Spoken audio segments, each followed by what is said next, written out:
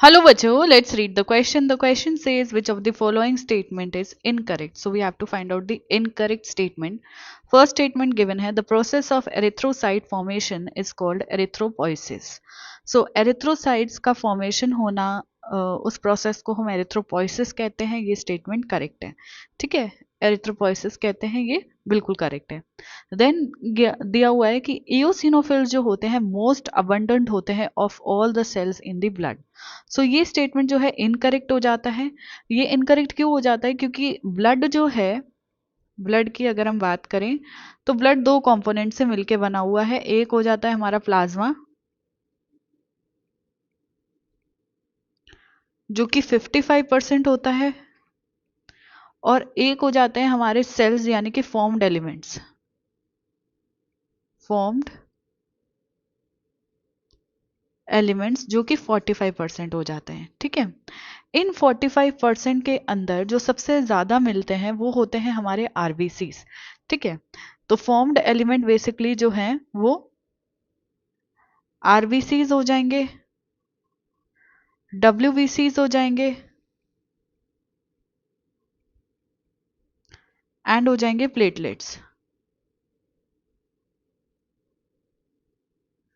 ठीक है, अब इसमें आरबीसी जो होते हैं सबसे ज्यादा होते हैं, देन उसके बाद डब्ल्यूबीसी आते हैं, और डब्ल्यूबीसी का टाइप होता है इओसिनोफिल. इओसिनोफिल क्या है? डब्ल्यूबीसी का टाइप है. सो आरबीसी सबसे ज्यादा होते हैं ब्लड के अंदर. ठीक है, ब्लड के अंदर सबसे ज्यादा होते हैं, तो ये स्टेटमेंट इनकरेक्ट हो जाएगा, मतलब हमारा करेक्ट आंसर सेकंड चला जाएगा. थर्ड देखते हैं, iron and proteins are necessary raw material for the synthesis of haemoglobin लिखा हुआ है.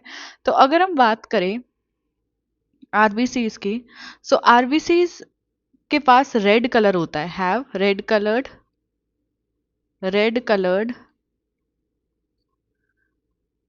रेड कलर्ड पिगमेंट होता है. ठीक है, जिसको रेड कलर होता है, और आयरन होता है उसके पास, आयरन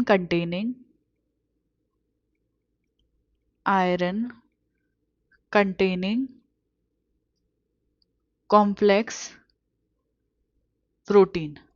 ठीक है, जिसको हम हीमोग्लोबिन बोलते हैं, जिसको हम हीमोग्लोबिन बोलते हैं. ठीक है, अब मैं इसको अगर अलग अलग करूं तो ये हीम ग्रुप हो गया और ये ग्लोबिन हो गया. ग्लोबिन बेसिकली क्या है? प्रोटीन हो जाता है, प्रोटीन्स हो जाते हैं,